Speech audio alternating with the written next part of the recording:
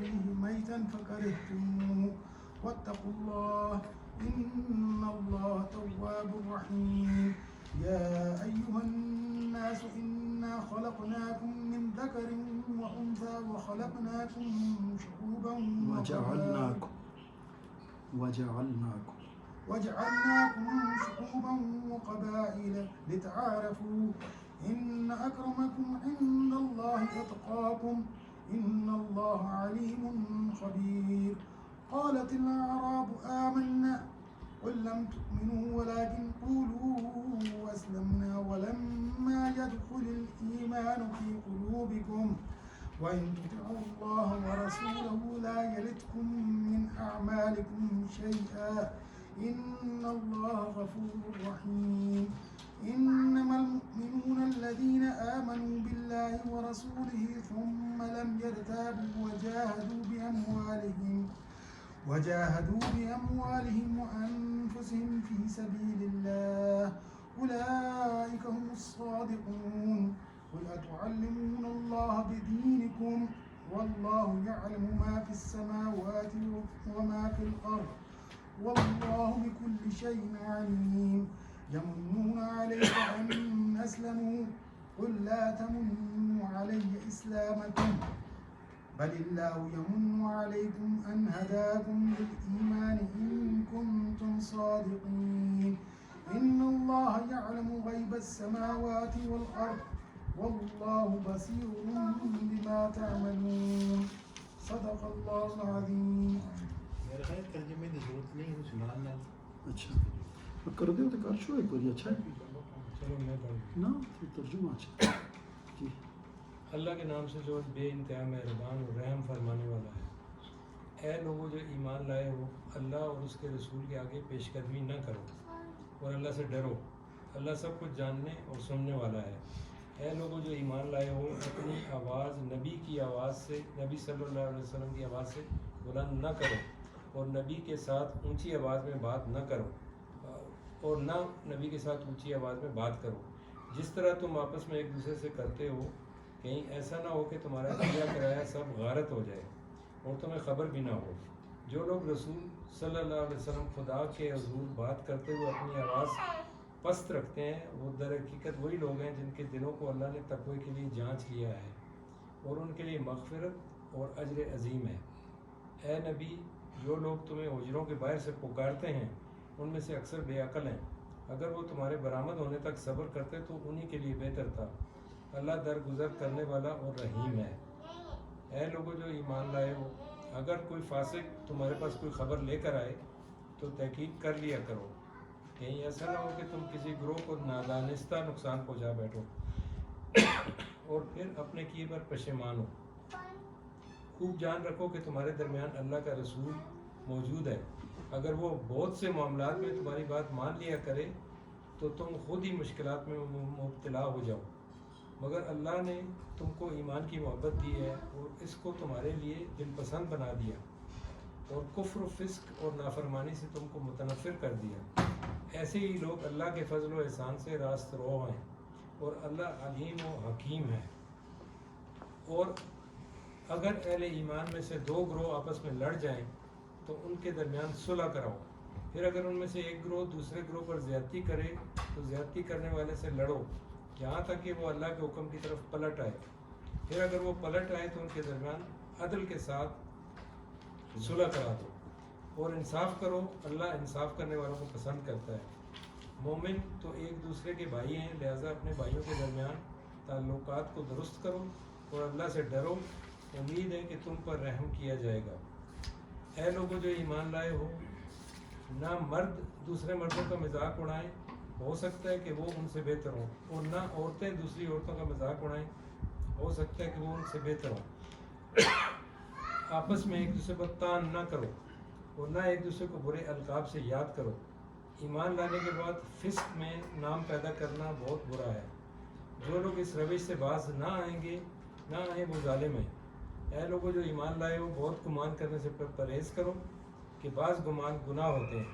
تجسس نہ کرو اور تم میں سے کوئی کسی کی غیبت نہ کرے. کیا تمہارے اندر کوئی ایسا ہے جو اپنے مرے ہوئے بھائی کا گوشت کھانا پسند کرے گا؟ دیکھو تم خود اس سے گھن کھاتے ہو، اللہ سے ڈرو، اللہ بڑا توبہ قبول کرنے والا اور رحیم ہے۔ لوگوں ہم نے تم کو ایک مرد اور عورت سے پیدا کیا اور پھر تمہاری قومیں اور برادریاں بنا دی تاکہ تم ایک دوسرے کو پہچانو۔ در حقیقت اللہ کے نزدیک تم میں سے سب سے زیادہ عزت والا وہ ہے جو تمہارے اندر سب سے زیادہ پرہیزگار ہے۔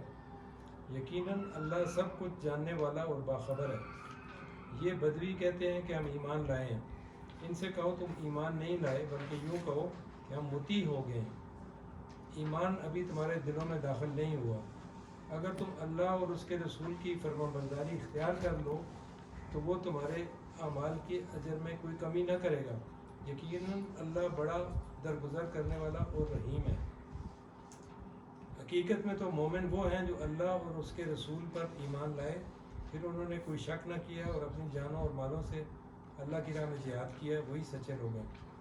اے نبی صلی اللہ علیہ وسلم، ان مدعیان ایمان سے کہو کہ کیا تم اللہ کو اپنے دین کی اطلاع دے رہے ہو، حالانکہ اللہ زمین اور آسمانوں کی ہر چیز کو جانتا ہے اور وہ ہر چیز کا علم رکھتا ہے۔ یہ لوگ تم پر احسان جتاتے ہیں کہ انہوں نے اسلام قبول کر لیا، ان سے کہو کہ اپنے اسلام کا احسان مجھ پر نہ رکھو، بلکہ اللہ تم پر اپنا احسان رکھتا ہے کہ اس نے تمہیں ایمان کی ہدایت دی۔ اگر تم واقعی اپنے دعوی ایمان میں سچے ہو، اللہ زمین اور آسمانوں کی ہر پوشیدہ چیز کا علم رکھتا ہے اور جو کچھ تم کرتے ہو وہ سب اس کی نگاہ میں ہے۔ جزاکم اللہ خیر۔ اعوذ باللہ من الشیطان الرجیم، بسم اللہ الرحمن الرحیم، نحمدہ ونصلی علی رسولہ الکریم، رب اشرح لی صدری ویسر لی امری واحلل عقدۃ من لسانی یفقہوا قولی۔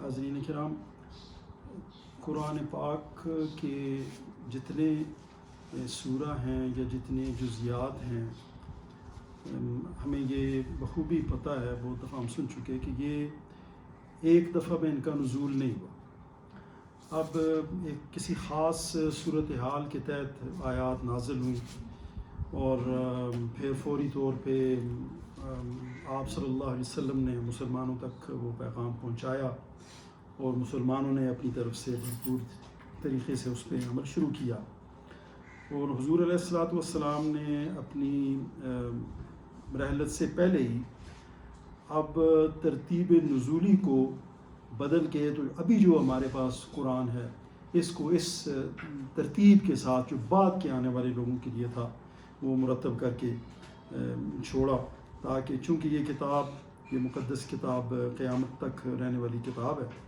اور قیامت تک آنے والی انسانیت کے لیے ہدایت ہے، تو یقیناً اس کی وہ حکمتیں کہ جو اب اس کی ترتیب ہمیں نظر آتی ہے، اسے اللہ اور اس کے رسول ہی بہتر جانتے ہیں، لیکن جو چیز آج ہم دیکھ رہے ہیں تو ہم یہ سمجھتے ہیں کہ یہ بالکل زمانے کے تقاضوں کے عین مطابق تھا۔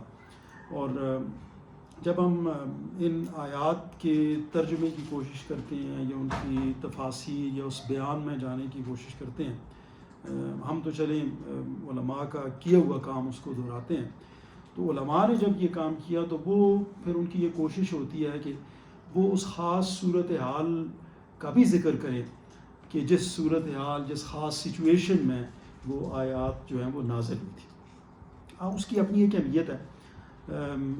اگر تو تفصیل میں جانا ہو تو میرے خیال میں وہ چیزیں ان کی ایک اپنی اہمیت بالکل ہے، اور وہ اسے دیکھ کے ہی ہم آگے بڑھ سکتے ہیں، لیکن جب عمومی پیغام دینا ہو، جیسے ہم جیسے جو عامی ہیں جو اس پیغام کی حد تک رہنا چاہتے ہیں، تو پھر میرا خیال ہے کہ اس تفصیل کی اتنی زیادہ ضرورت نہیں رہتی۔ یہ سورہ بھی ایک خاص موقع پہ، اس کی بہت ساری آیات ہیں، متفرق آیات ہیں، لیکن بہت آیات جو ہیں ایک خاص موقع پہ نازل ہوئی۔ لیکن ایک بات متفق علیہ ہے کہ یہ سورہ جو ہے وہ، یا اس کی آیات بکثرت مدینہ منورہ کے حضور علیہ الصلوۃ والسلام کے دور کے آخری دور میں یہ جو ہے وہ نازل ہوئی۔ اب جو احکام اور جو آیات حضور علیہ الصلوۃ والسلام کی آیات طیبہ کے آخری جو اس کا فیز ہے اس میں نازل ہوئی، تو اس سے ایک چیز تو یہ واضح ہوتی ہے کہ اس وقت چیزیں تکمیل کی جانب تھی، یعنی وہ مکمل ہو رہی تھی، اور اس وقت شریعت بھی مکمل ہو رہی تھی، اور وہ پیغام یقینی طور پہ ایک قطعی پیغام کے طور پہ سامنے آتا ہے۔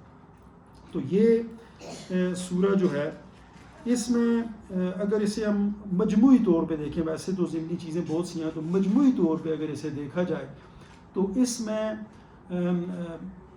ان بنیادی آداب کو نمایاں کر کے پیش کیا گیا ہے کہ جو مومنین یا مسلمانوں سے جس کا تقاضا اسلام کرتا ہے، یا جو ان کی شخصیت کے شایان نشان ہیں، یعنی انہیں کس طرح بیہیو کرنا چاہیے۔ تو یہ آج آپ نے جب مجھے حکم فرمایا تو وہ خیر فوری طور پہ میرے ذہن میں یہ سورہ اس لیے بھی آ گئی۔ ہم اس میں کوئی شک نہیں کہ ان آیات کو اور قرآن کی دیگر آیات کو بھی بہت دفعہ سنتے ہیں، پڑھتے بھی ہیں، تراجم جن لوگوں کا شوق ہے وہ ترجمہ بھی دیکھتے ہیں، علماء سے بھی ہم سنتے رہتے ہیں۔ لیکن یہ پچھلی دفعہ میں نے ایک موقع پہ عرض کیا تھا کہ تکرار اس میں بڑا ضروری ہے۔ تکرار جو ہم کرتے ہیں تو تکرار سے چیزیں ہمارے دماغ میں ریفریش ہوتی ہیں، اور ایک نئی سچویشن میں بہت امکان یہ ہوتا ہے کہ پہلے جس سچویشن میں نے یہ بات سنی ممکن ہے کہ میرے سمجھ میں پوری طرح نہ آئی ہو، آج کی کیفیت ممکن ہے مختلف ہو، میری اپنی کیفیت مختلف ہو، میری ذہنی کیفیت مختلف ہو، دوبارہ سے سننے میں یہ امکان زیادہ موجود ہوتا ہے کہ زیادہ بہتر طریقے سے۔ اور اگر یہ ہو کہ یہ مجھے اسی طرح سمجھ آئی جیسے پہلے سمجھ آئی، میں پہلے بھی بخوبی سمجھ گیا، اب بھی بخوبی سمجھ رہا ہوں، تو یقیناً پھر اس پہ یہ اصرار ہوتا ہے کہ اگر میں اس چیز کو بخوبی سمجھ رہا ہوں تو پھر میرا عمل بھی اس کے مطابق ہی ہونا چاہیے۔ تو اس لیے یہ چیزیں بتکرار بیان کی جاتی ہیں۔ تو ادب کے حوالے سے تھوڑی سی ایک گزارش یہ بھی ہے کہ وقت کے ساتھ ساتھ یہ جو اب ہم تبدیلیاں، زمانی تبدیلیاں دیکھتے ہیں، تو اس میں یہ جو چونکہ تربیت کا عنصر جو ہے وہ لیگ کرنے لگا ہے ہماری سوسائٹی میں۔ تربیت کے عنصر سے میری مراد وہ کیسے لیگ کرتا ہے، وہ اس کی کمی ماں کی گود سے شروع ہوتی ہے، باپ کی طرف سے بھی وہ کمی موجود ہے۔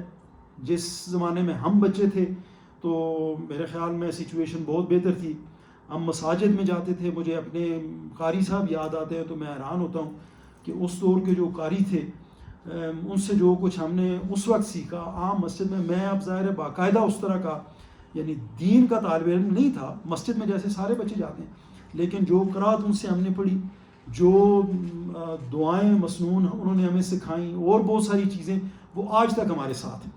تو کہنے کا مطلب یہ ہے مسجد کا بھی ایک بہت بڑا لیول تھا۔ میں اپنے اسکول کو یاد کرتا ہوں، اپنے اساتذہ کو یاد کرتا ہوں، تو میں سمجھتا ہوں اخلاقی طور پر وہ بھی بڑے بلند مرتبے پہ فائز تھے ہمارے اساتذہ، اور مجھے آج تک وہ یاد آتے ہیں، ایک ایک بات ان کی یاد آتی ہے۔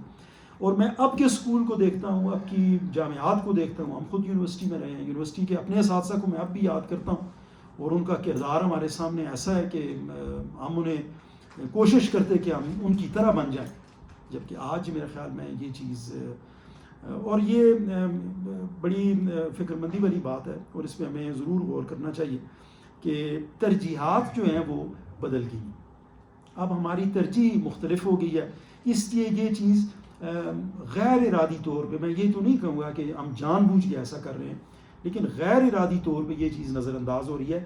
ادب والا ایلیمنٹ جو ہے، مجھے یاد ہے کہ جب ہم چھوٹے تھے تو اکثر مساجد میں علماء کی مجالس میں ہم بیٹھتے تھے۔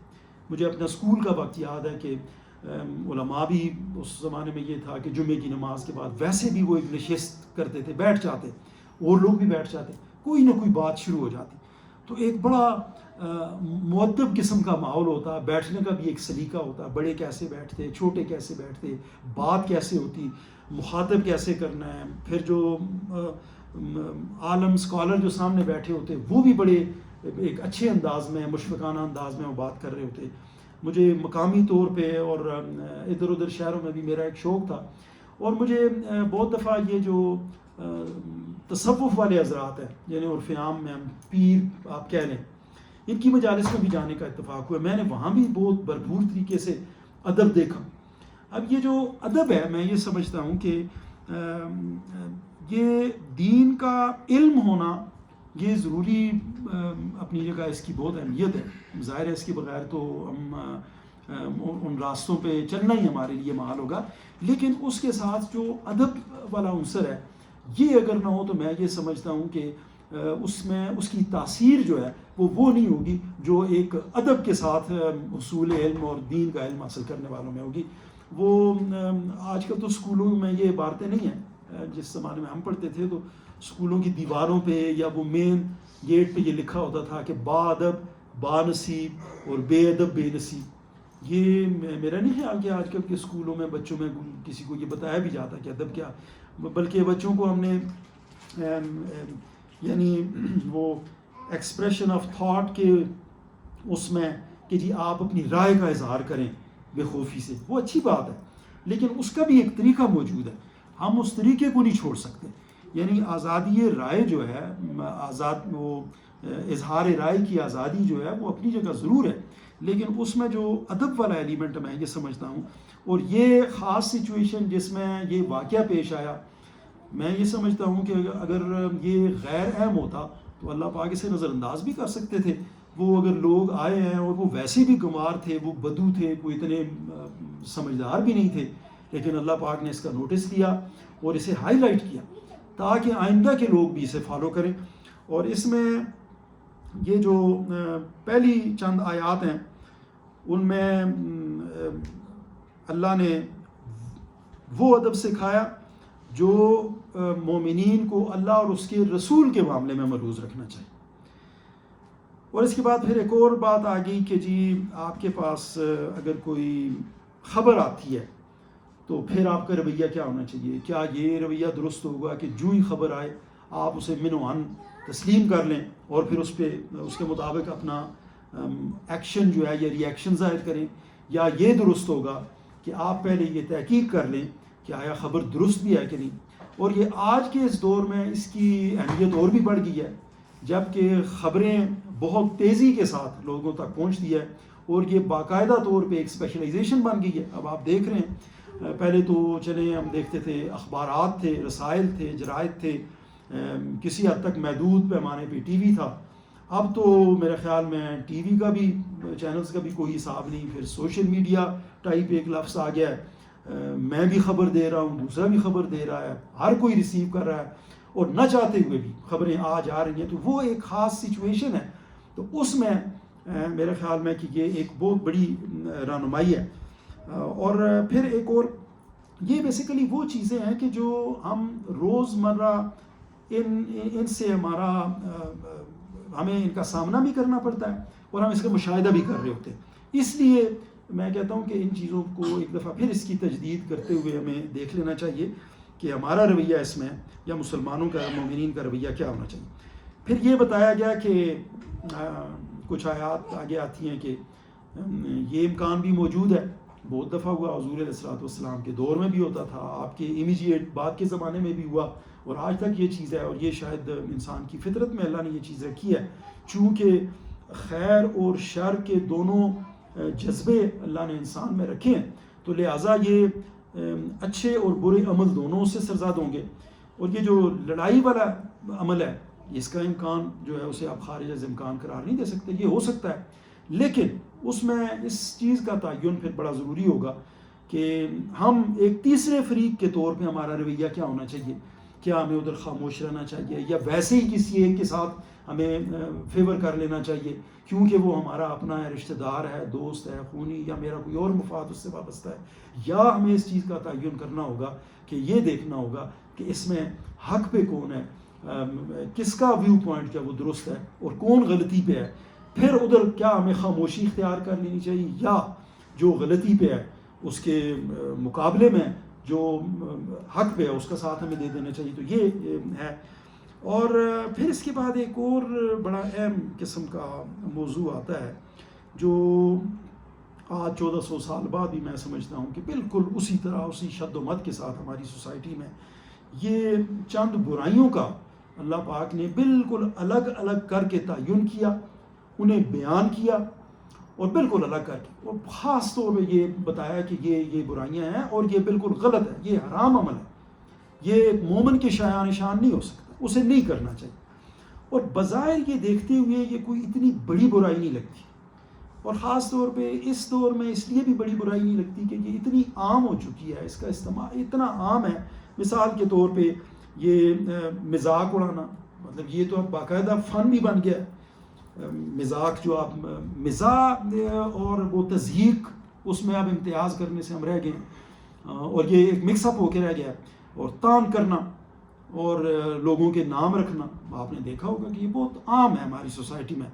پھر بدگمانیاں کرنا جسے سوز زن کہتے ہیں، ویسے ہی بات میں سے غلط قسم کے معنی نکالنا، جبکہ وہ حالانکہ اچھی بات تو یہ ہے کہ آپ کسی کی نیگیٹو بات سے بھی اس کا کوئی پازیٹیو اسپیکٹ ڈھونڈیں، لیکن عمومی طور پہ ایسا نہیں ہوتا. جو ہی ہم تک غلط بات پہنچ کے ایک دم کہتے ہیں ہاں بالکل ایسا ہی ہے، یہ تو یوں ہی ہوگا.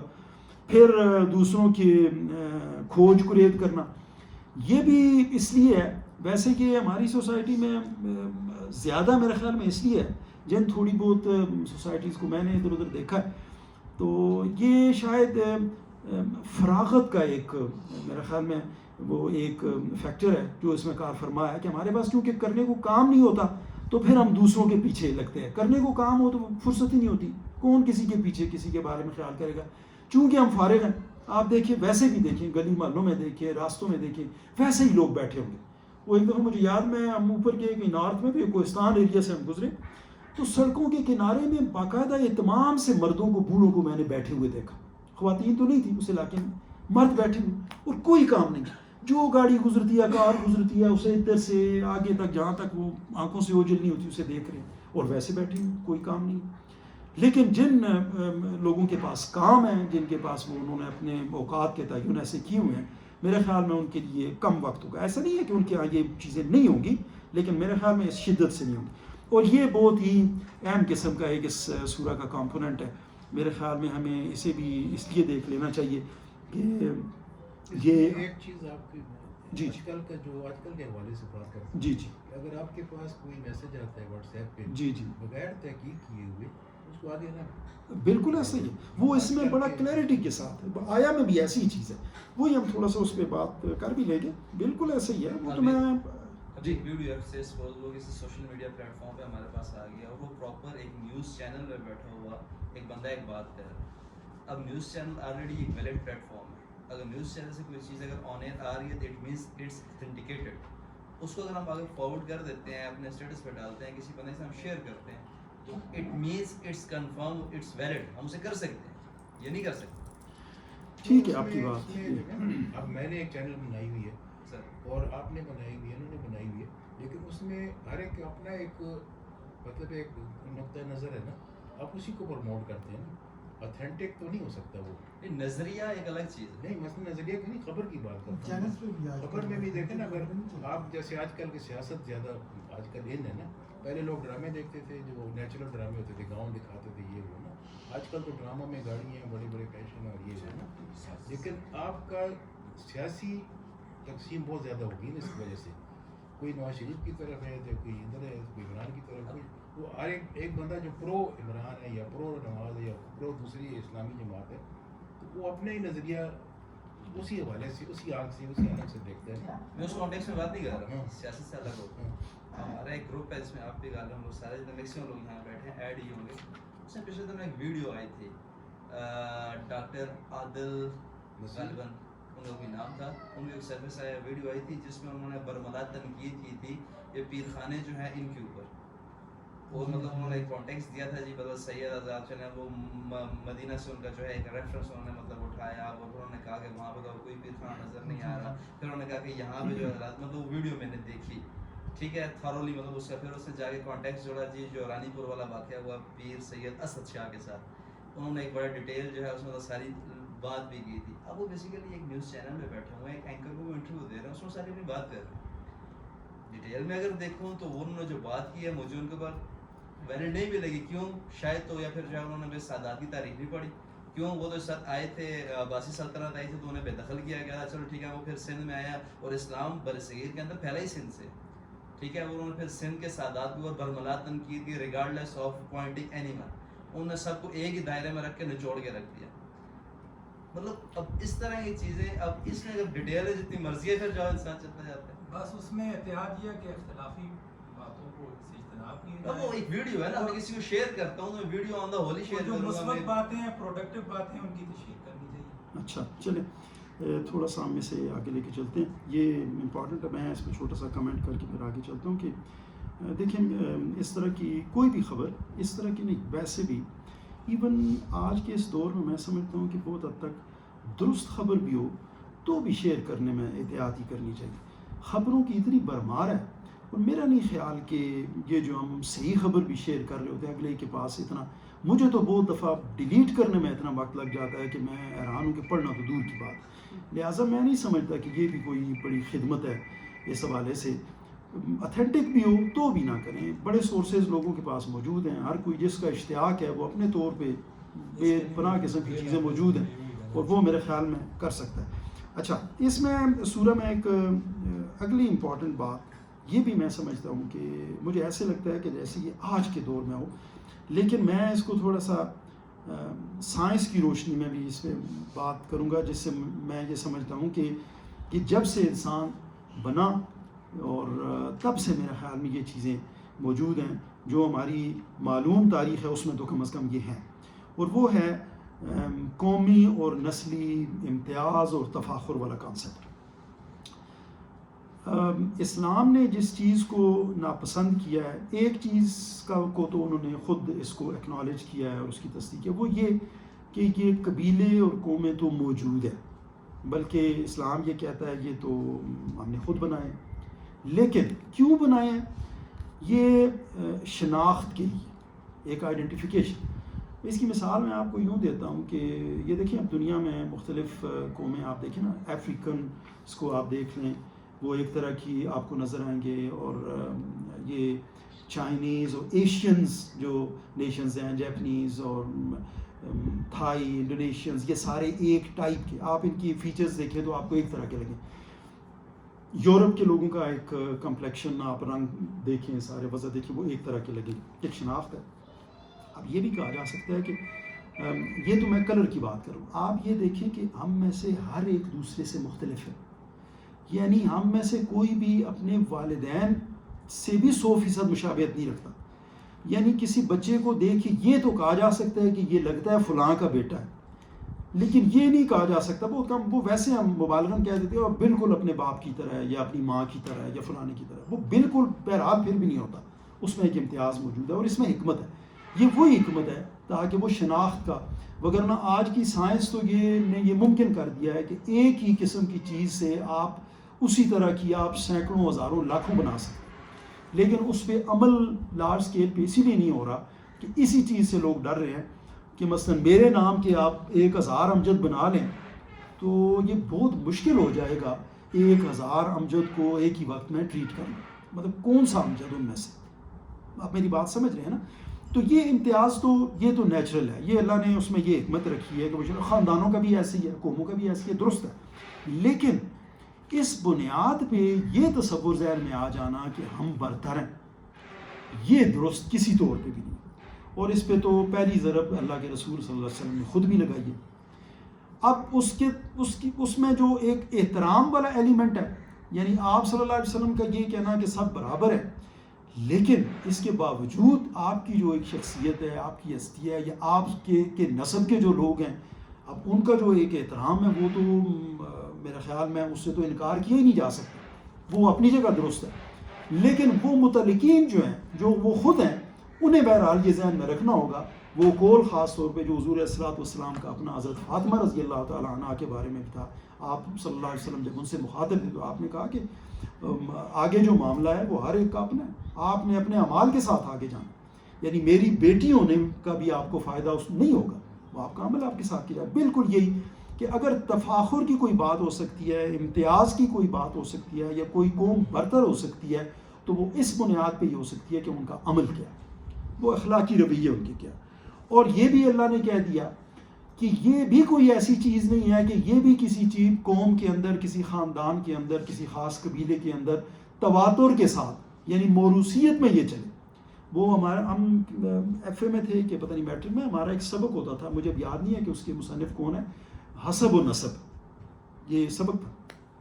اور اس میں انہوں نے جو رائٹر تھے انہوں نے اس میں یہ ثابت کیا کہ یہ کچھ پشتوں تک یہ چیز چلتی ہے، اور اس کے بعد تو وہ لوگوں میں وہ جوہر بھی ختم ہو جاتا ہے. یہ اور قرآن یہ کہتا ہے کہ تلک الایام نداولها بین الناس، یہ دن ہیں جو ہم لوگوں میں پھیرتے رہتے ہیں، یہ لوگوں کے لیے بھی ہے، یہ انفرادی لوگوں کے لیے، یہ قبیلوں کے لیے بھی ہے، یہ قوموں کے لیے بھی۔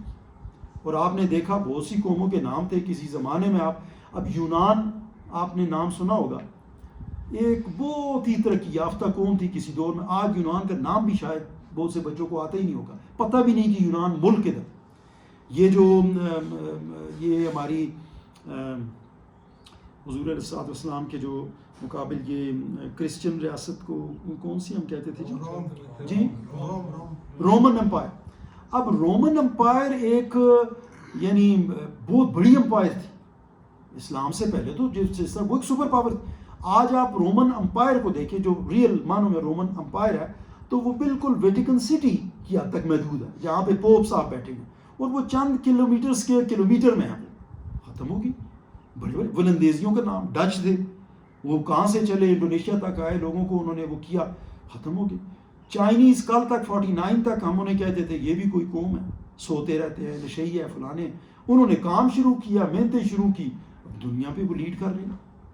تو کہنے کا مطلب یہ ہے، یہ جوہر ہے۔ مسلمانوں میں جب یہ صلاحیت تھی، آپ صلی اللہ علیہ وسلم کا مبارک دور تھا، آپ کے تربیت یافتہ لوگوں کا دور تھا، پھر اس کے بعد امیڈیٹ آہستہ آہستہ زوال پذیر ہوتا گیا، لیکن بہرحال وہ ایک دور تو تھا۔ وہ تب تھا کہ جب ان کے وہ جو ان کے اعمال تھے وہ اس تعلیمات کے مطابق تھے جو آپ صلی اللہ علیہ وسلم کی تھی۔ تو یہ وہ چیزیں ہیں کہ یہ امتیاز، یہ تفاخر جو ہے، یہ کوئی قوم جو ہے وہ اس بنیاد پہ نہیں کہہ سکتی کہ ہم فلان جگہ پیدا ہوئے، یا ہمارا فلانا رنگ ہے، یا ہم فلانے ہیں تو اس وجہ سے ہم جو ہے برتر ہے، ایسا درست نہیں ہوگا۔ اور یہ ویسے بھی میرے خیال میں سائنس کی روح سے بھی یہ درست نہیں ہے کہ انسان تمام جو ہے، وہ افریقہ کا کوئی انسان ہو، یا وہ ایشیا کا ہو، یا آسٹریلیا کے ایبوریجنیز ہوں، یا جاپان کا ہو، ان کی کیمیائی ساخت پہ آپ جائیں گے تو وہ سیم ہے، یعنی وہ انہی عناصر سے بنے ہوئے ہیں جن عناصر سے ہم بنے ہیں، انہی عناصر سے عرب ہیں، انہی عناصر سے افریقنس ہیں، وہی کاربن، ہائیڈروجن، نائٹروجن، آکسیجن ہے جو زمین میں ہے، وہی ہم ہے، تناسب مختلف ہو سکتا ہے۔ ڈی این اے ہے جو آپ نے ایک مالیکول بڑا نام اس کا سنا ہوگا، اب اس کی کیمسٹری سیم ہے، اور ڈی این اے کی کیمسٹری تو آپ حیران ہوں گے، وہ تو چیونٹی کے ڈی این اے کی بھی وہی کیمسٹری ہے جو انسان کے ڈی این اے کی، لہٰذا اس میں تفاخر والی تو کوئی بات نظر نہیں آتی۔ تو اگر کوئی تفاخر والی بات رہ جاتی ہے تو وہ یہی رہ جاتی ہے کہ وہ عمل ہوگا جس کی بنیاد پہ یہ تعین ہوگا کہ کون بہتر ہے۔ تو یہ چند چیزیں تھیں۔ یہ پہلی آیا جو ہے، میں تھوڑا سا چونکہ بریفلی ہم آگے اس پہ چلتے ہیں، یہ جو سورہ شروع ہوتی ہے تو اس میں اللہ پاک فرماتے ہیں کہ اے اہل ایمان، اللہ اور اس کے رسول کے آگے پیش قدمی نہ کرو۔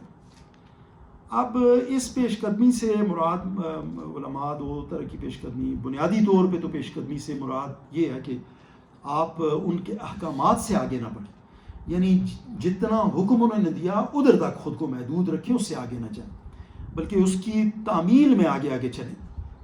تو یہ بالکل، اور یہ انفرادی طور پہ بھی سب پہ لازم ہے، اور اجتماعی طور پہ بھی۔ میرے خیال میں اس کی کلیئرٹی چونکہ یہاں نہیں ہے، اہل ایمان کو مجموعی طور پہ کہا گیا ہے تو وہ صاف ظاہر ہے اہل ایمان کی ایک انفرادی زندگی ہے اور ایک ان کی اجتماعی زندگی ہے۔ اور اگر کوئی اسٹیٹ کی حد تک آئے تو اسٹیٹ پہ بھی یہ لاگو ہوتا ہے کہ اسٹیٹ بھی جو ہے، اور اسٹیٹ کے تمام ادارے جو ہیں، وہ ان حدوں سے آگے نہ بڑھیں جو اللہ اور اس کے رسول نے جن کا تعین کر دیا ہے، اور انہی کے احکامات کو فالو کرتے ہوئے آگے چلیں اور ان کے تابع بن کے چلیں، مقدم نہ بنیں۔ اور اگر اسے ہم عام ادب کے حوالے سے دیکھیں تو میرے خیال میں اس حوالے سے بھی یہ قابل فہم ہے کہ اللہ کے نبی صلی اللہ علیہ وسلم سے اس زمانے میں صاف ظاہر ہے آگے چلنے کی کس کی مجال ہو سکتی تھی، لوگ یقیناً آگے نہیں چلتے ہوں گے۔ اور یہ آپ دیکھیں کہ یہ آج کے دور میں کچھ ہمارے شاید ہمارے وہ شعور میں یہ چیز ہے، یا ہم شاید یہ دیکھتے آئے ہیں، شاید یہ ایک وجہ بھی ہو کہ ہم آج کے دور میں بھی اپنے بڑوں کے آگے چلنے کو اتنا پسندیدہ نہیں سمجھتے۔ بڑوں کو ہم آگے کرتے ہیں کہ آپ آگے چلیں، مسجد میں درست ہے، یعنی ٹھیک آپ کہہ رہے ہیں، لیکن میں یہ کہتا ہوں کہ ہونا یہ چاہیے کہ ہم یوں ہی کریں۔ بڑوں کا جو ادب ہے اپنی جگہ پہ ہے، وہ میرے خیال میں وہ احترام والدین کا احترام. اب تو دیکھیں نا وہ چیزیں تو پھر اب یعنی اگر ہم ان چیزوں کو دیکھیں تو کہیں نہ کہیں آپ کمی پھر ہمیں اپنی ذات میں ہی نظر آئے گی. یعنی یہ ہماری تربیت میں کوئی فالٹ تو ہے نا, وگرنہ تو یہ ہو نہیں سکتا. ظاہر ہے اسی سوسائٹی میں پہلے بھی تھا, ایک وقت تھا کہ ہم ٹوپی کے بغیر مجلسوں میں نہیں جاتے تھے, مساجد میں نہیں جاتے تھے اور حجروں میں نہیں جاتے تھے. کہیں بڑے بیٹھے ہوں تو کوشش ہوتی ہے سر پہ کچھ رکھ لو یارو, بڑے بڑے بال ہیں جی, فلان ہیں جی, یہ تو ہے. لیکن چلے وہ چیزیں اتنی شدید نہیں ہیں. لیکن کہنے کا مطلب یہ ہے کہ میں اصل میں ایک خاص اس ایسپیکٹ پہ زور نہیں دے رہا کہ یعنی ہمیں کسی بڑے کے پیچھے ہی ہر وقت چلنا چاہیے. احتراماً تو یقیناً چلنا چاہیے. آپ کے والد ہیں, آپ کے بڑے ہیں, استاد ہیں, عمر میں کوئی زیادہ ہے, بڑے بھائی ہیں, تو میرا خیال میں اس میں آپ جب ایک عجز کا اظہار کرتے ہیں تو ان کے دل میں بھی ایک احترام اور شفقت کا ایک رویہ پیدا ہوتا ہے جو دو طرفہ ہے, اور اسے میرے خیال میں اگر سمجھا جائے تو یہ بہتر ہے. کیا میں یہ رہا ہوں کہ یہ جو ادب کا لفظ میں استعمال کرتا ہوں بار بار, اسے ہمیں بس دیکھ لینا چاہیے کہ کہاں پہ یہ کمی ہے, اور اگر ہے تو اس میں ہمیں اصلاح جو ہے وہ کرنی چاہیے.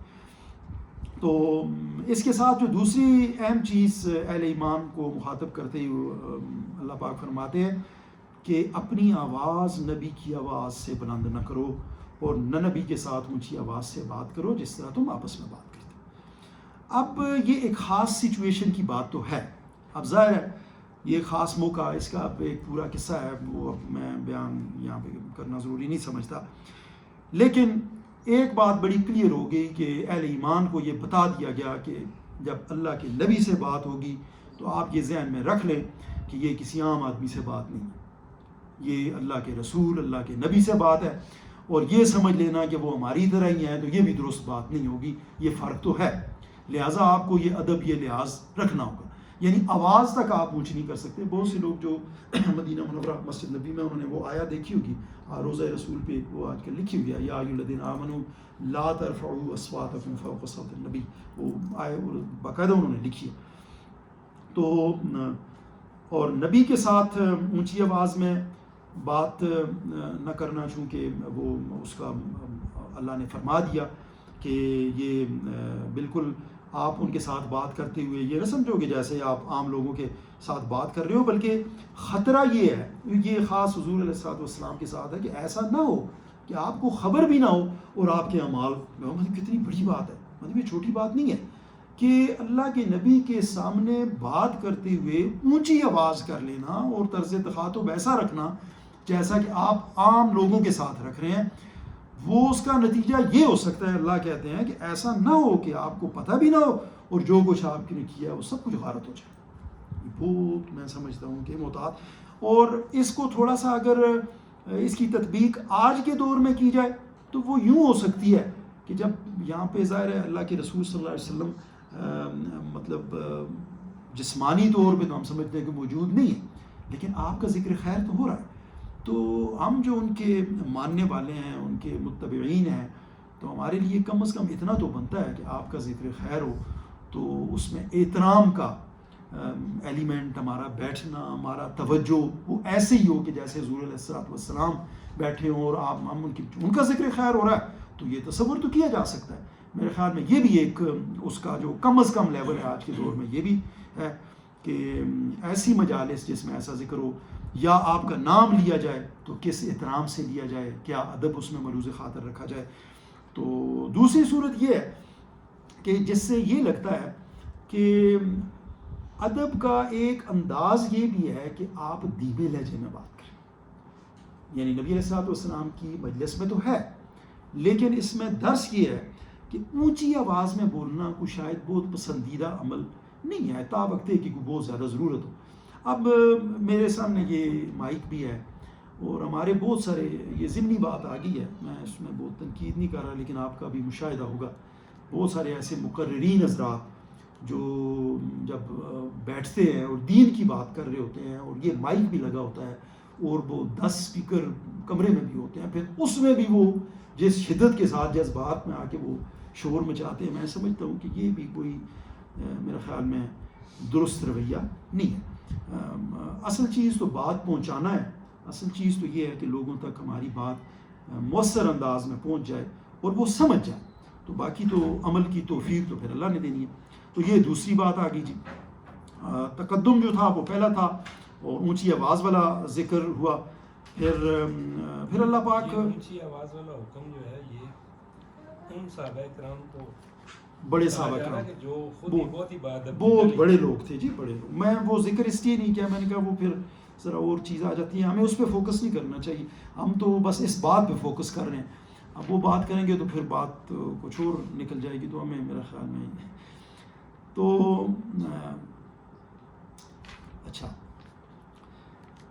پھر حضور اللہ پاک فرماتے ہیں کہ جو لوگ رسول خدا کے حضور بات کرتے ہوئے اپنی, دیکھیں اب ان کی ایک اور پہچان آ گئی, اپنی آواز پست رکھتے ہیں. یہ چلو خاص اس کیفیت اس ماحول کی بات ہے. وہ در حقیقت وہی لوگ ہیں جن کے دلوں کو اللہ نے تقویٰ کے لیے جانچ لیا, یعنی وہ متقی. یعنی اسے آپ دوسری طرف دیکھیں, یعنی مطلب یہ ہوا کہ حضور علیہ الصلوۃ والسلام کی محفل میں جو لوگ دھیمے انداز میں بات کرتے ہیں, ادب کے ساتھ بات کرتے ہیں, وہ ان کے دل میں تقویٰ ہے. اور جو ایسا نہیں کرتے پھر وہ نتیجہ آپ کے سامنے. تو یہ چیز آپ ہمارے ذہن میں رہنی چاہیے کہ یہ اتنی خاص بات ہے کہ اس کا ہونا اور نہ ہونا وہ کتنے بڑے فرق کا جو ہے اس میں ظاہر ہو جاتا ہے, اور ان کے لیے مغفرت ہے اور اجر عظیم ہے یہ بات. پھر ان لوگوں کا ذکر ہے جو آپ صلی اللہ علیہ وسلم کے حجرے کے باہر آئے اور انہوں نے ایک ظاہر ہے ایک عربوں کا ویسے بھی ایک انداز ایسا ہی ہے, ہمارے یہاں بھی ایسا ہی ہے, مطلب باہر سے مجھے یاد ہے ایسے مجھے بعض پرانے قصے, وہ ہمارے گاؤں میں ایک بزرگ نماز جمعہ کے لیے آتے تھے, بڑی عمر تھی. تو ہمارے والد صاحب ظاہر ہیں ان سے چھوٹے تھے, وہ بھی بہت ایج کے تھے, لیکن وہ بزرگ اور بھی ایج کے تھے. اس وقت بھی میرے خیال میں وہ 90 کی بڑی بڑی وہ شلوار پہنی, اور وہ میرے بڑے بھائی باہر کھڑے تھے. تو وہ باہر سے انہوں نے ہمارے والد صاحب کے متعلق پوچھنا چاہا, ان بزرگ نے, نماز کے بعد وہ جا رہے تھے, اور انہوں نے وہ میرے بھائی سے کہا کہ پیو کتنے بھی. اب ہندکوں میں تو یہ کوئی ایسی میرے خیال میں انہوں نے ایک انداز میں, اور میرے بھائی روتے روتے اندر انہوں نے سمجھا کہ انہوں نے بہت ہی نامناسب بات کر دی. تو یعنی اگر اس کا آپ ہندکوں میں ترجمہ کریں تو شاید ترجمہ تو غلط نہ ہو, لیکن وہ محاورتاً درست نہیں, یعنی ادبی زبان میں شمار اس کا نہیں ہوگا. ہندکوں میں بھی اچھا لہجہ تو موجود ہے, لہٰذا کہنے کا مطلب یہ ہے کہ یہ چیز تخاطب کا ایک انداز, آپ کسی کو جب بلاتے ہیں, آپ کا اسم گرامی, آپ کا نام, آپ کا تعارف, تو اس کو اور مطلب انداز میں بھی کہا جا سکتا ہے جو کوئی بہت اچھا انداز تصور نہیں ہوگا. اور بہت دفعہ آپ دیکھتے ہیں کہ جب آپ بات کرتے ہیں کسی سے تو آپ کے تخاطب کا انداز ہی دوسرے کو آپ کا گرویدہ بنا دیتا ہے, وہ بیٹھ جاتا ہے. حضرت عطاء اللہ شاہ بخاری بڑی مشہور شخصیت ہے, ایک آپ نے سنا ہوگا تاریخ میں ان کا نام, احرار کے ایک بڑے آدمی تھے. آج کل ان کے وہ کسی نے پتہ نہیں کہاں سے وہ نکال لیے ان کے خطبے. ان کی آواز بڑی مشہور تھی, ان کی قرات بڑی مشہور تھی, اور ان کے بارے میں یہ مشہور تھا کہ جن کی مجالس میں, جن کی تقاریر کے دوران غیر مسلم بھی بیٹھتے تھے, وہ آپ کا قرآن سنتے تھے. یعنی ان کو, بلکہ نہرو کے بارے میں آتا ہے کہ وہ بھی کہتے ہیں کہ ہم بھی شاہ جی کا قرآن جو ہے وہ سنتے ہیں. تو ہدایت تو اللہ کے ہاتھ میں ہے. تو کہنے کا مطلب یہ ہے کہ یہ ایک خاص انداز میں بات کا کہنا جو ہے. اب مولانا مودودی علیہ الرحمت کا آپ انداز دیکھیں کہ ان کے آپ جتنی تقاریر, اس میں کوئی شک نہیں کہ وہ تحریر کے آدمی تھے, لیکن بہرحال وہ جب بھی بات کرتے کہ انتہائی دینجمہ اور مہذب لہجہ ان کا ہوتا تھا. اور بہت سے ان کے جو شاگرد بھی ہیں ان کی تربیت بھی ویسی ہی ہوئی ہے, اور آج کل بھی بہت سے بڑے بڑے لوگوں کو آپ اس طرح دیکھ سکتے ہیں. لہٰذا یہ میں نے آپ کو اس میں بتایا کہ اللہ پاک فرماتے ہیں کہ جو لوگ ایسا کرتے ہیں حضور علیہ الصلوۃ والسلام کی مجلس میں آپ سے مخاطب ہوتے ہوئے, وہ ان کا دل جو ہے اللہ نے تقویٰ کے لیے جانچ لیا اور ان کے لیے مغفرت اور اجر عظیم ہے. پھر جو اگلی بات ہے, وقت جب ہو جائے جو مجھے بتا دیں, پھر ہم اس پہ تقریباً 2 منٹ رہ گئے. اچھا, یعنی آپ نے مجھے پیغام دے دیا بین السطور, 2 منٹ میں تو ہم اختتام ہی کر سکتے ہیں, مزید تو بات اس میں نہیں ہو سکے گی. لیکن یہ جو ضمنی بات میں نے اس میں کر دی ہے, اس کے ساتھ آگے جڑی ہوئی بات ہے کہ فاسق جب کوئی آپ کے پاس کوئی خبر لے آئے تو اس کی تحقیق کر لیا کرو. آج کے دور میں تو میرے خیال میں فاسق کی شرط بھی نہیں رہ گئی. آج کے دور میں تو بس خبر آپ کے پاس آئے تو اس کی تحقیق کر لیں. فاسق والی بات تو بڑی, مطلب خبر کا اتنی خبریں ہیں, اور اتنا زیادہ ہے، اور اس میں نسبتیں بھی ایسی ہیں، کتابوں کے حوالے بھی ہوں گے، کوئی پتہ نہیں ہے کہ وہ اس میں کس حد تک درست ہے. لہٰذا جو میں نے اس میں ایک محتاط رویہ آپ سے گزارش یہ کی کہ بہتر یہی ہے کہ بہت ہی ایسی خبر نہ ہو کہ جس سے کسی کا بہت ہی زیادہ مطلب خیر اور شر کا اس کے ساتھ تعلق ہو. تو بس میرے خیال میں اسے اوائڈ کرنے میں ہی خیر ہے کہ اگر کوئی فاسق خبر آپ کے پاس لے آئے تو تحقیق کر لیا کرو. ایسا نہ ہو کہ تم کسی گروہ کو نادانستہ نقصان. اب ظاہر ایسا ہوتا ہے، میں نے وہی کہا کہ ہمارے پاس جب خبر آئے اور ہم اس کی تحقیق نہ کریں، یہ تعین نہ کریں کہ خبر درست بھی ہے کہ نہیں، بات درست ہے کہ نہیں، ہمیں جیسی ملی منو ہم نے اسے تسلیم کر لیا اور اس کے مطابق اپنا جو ہے وہ ریئیکشن دے دیا.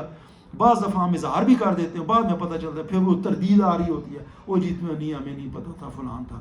پہلے ہم اس پہ کمنٹ کر دیتے ہیں، پھر تردید کرتے ہیں. تو میرے خیال میں یہ رویہ جو ہے، یہ میں اسی بات کے ساتھ اپنی بات ختم کرتا ہوں، اور پھر اس تکرار کے ساتھ کہ یہ جو ادب والا فیکٹر ہے، ادب والا عنصر ہے ہماری زندگی میں، کوشش ہمیں یہ کرنی چاہیے بڑوں کو بھی اور بچوں کو بھی کہ وہ خود بھی دیکھیں کہ کہاں کہاں پہ ہمارے ہاں ادب جو ہے وہ موجود نہیں ہے یا کم ہوتا جا رہا ہے. ہم اس ادب کو پھر سے لے آئیں تاکہ ہماری بات میں اور ہمارے اعمال جو ہیں ان میں جو ہے وہ تاثیر پیدا ہو. اللہ پاک ہمیں عمل کی توفیق عطا فرمائے.